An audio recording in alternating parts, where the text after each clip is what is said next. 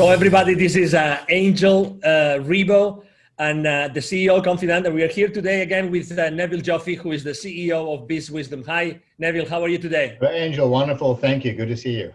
Good to see you. So basically, we're here today because, as a few of you know already, because he has been talking to a lot of people in the business world for the last few months, is that Neville Joffe, is about to publish his latest book called The Baker's Dozen Rules of Highly Successful Business Operators. So I would like you to tell the audience, what is this book about, Neville? So first of all, here it is. Well, this book is really about financial accountability in organizations, Angel, which will be very evident from the titles of each of the chapters, like do as you say you're going to do, manage your expectations, don't evaluate numbers in isolation. The idea of this is to bridge the gap between employee operational behavior and stakeholders' expectations. That's the objective of this book, because often there's a big gap between what is expected by shareholders or stakeholders and what people actually do. That's the primary objective. Today, we're going to talk specifically about chapter 1, which is manage expectations. Why do you think that managing expectations is something that business operators are not dealing with correctly in the business world today? Oh my word! Angel, when I go back and I think about what happens with investors and all the expectations, I belong to an angel group of investors, and I also work with a lot of large publicly traded corporations. And I see the same thing over and over again. People talk a really good story when it comes to saying what they're going to do.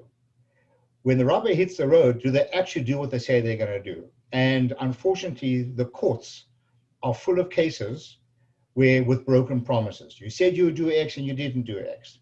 So I started this off as the first chapter because I believe that if people did what they say they were going to do, there'd be a lot less trauma in organizations and companies do it a lot better.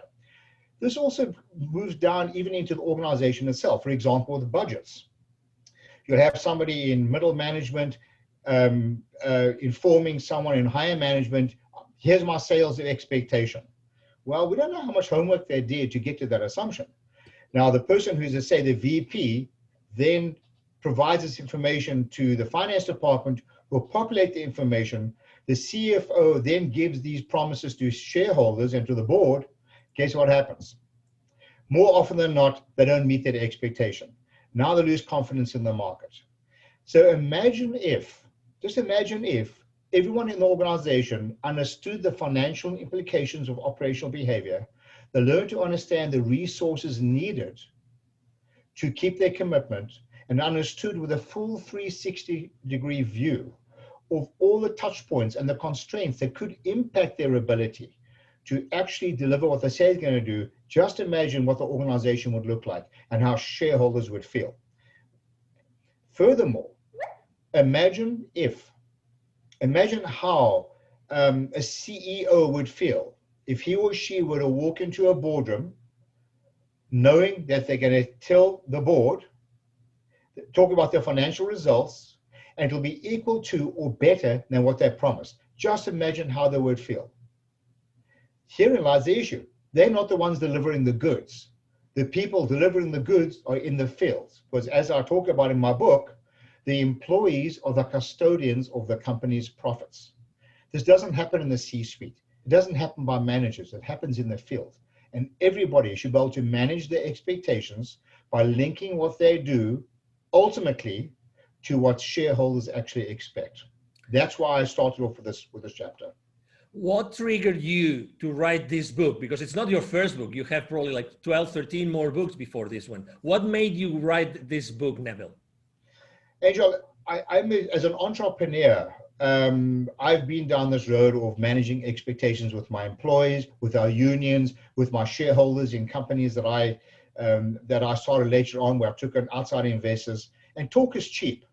And I've been through the pains of trying to manage the expectations of my own board and my investors. I've seen these pains, like I said early on, through my own training initiatives with international corporations. I've seen this over and over again, not inside my own companies, but from outside as well.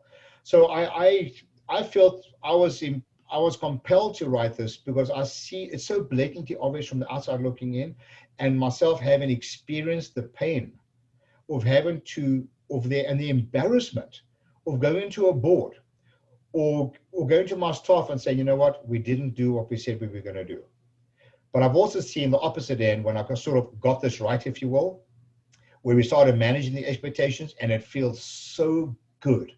It feels so good when we actually deliver what we say we're going to do. So that is the compelling reason why I wrote the book, and through my own personal pain, if you will, and having felt good when I really eventually sort of got this right. You never get it 100% right, but certainly can mitigate a lot of the risks that are taken when making commitments to stakeholders. After having read your book, I have to say that it's really, really an easy read, and it's fun to read. Actually, for the people that are watching this interview right now, it's fun. There are cartoons, there are stories, and there are questions. There are questions. At the end of each chapter, Neville actually raises some questions, asks some questions. What are those questions? What's the main goal of having those questions, and where do those questions come from, Neville? Okay, so this book is written with various components and in a theme in the same way with each chapter. It starts off the title, for example, Manage Expectations, or Don't Evaluate Numbers in Isolation, or So What? So each chapter within itself, the title itself actually speaks to the chapter. In the chapter, there's a very short parable, metaphor that I use to provide context. At the end of each chapter, I'm not sure if you're going to see this, at the end of each chapter, yep, there's a bunch of questions. Yep. The true value of this book resides in the questions. For example, in this one here, in Managing Expectations, do you communicate your financial objectives clearly to your managers or C-level executives? I'll give you another one. Do you clearly communicate your expectations quantitatively with your vendors and with your customers? So in the first chapter, there are 9 questions. And if one really asks these questions to one's employees, and I'm not talking about, talk is cheap, Angel. People give all kinds of real cheap answers here, but I'm talking about real deep questions and deep answers, honest answers. It's amazing how, when you address these gaps, how so many good things happen in an organization.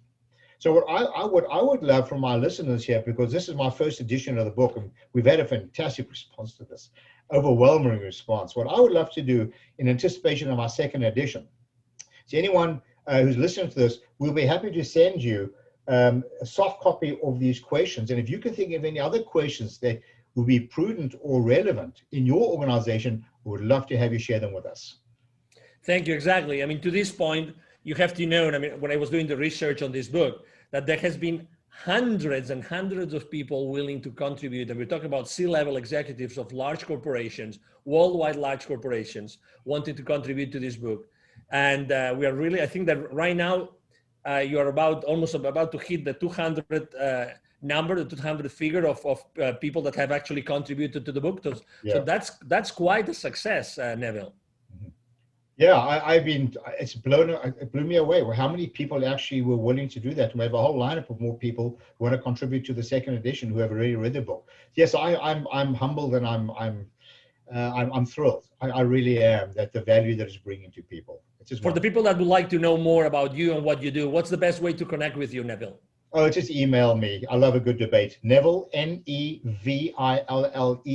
@bizwisdom.com. That's BIZWISDOM.com. Neville @bizwisdom.com. I'll be delighted to hear from you. I'd love to chat with you.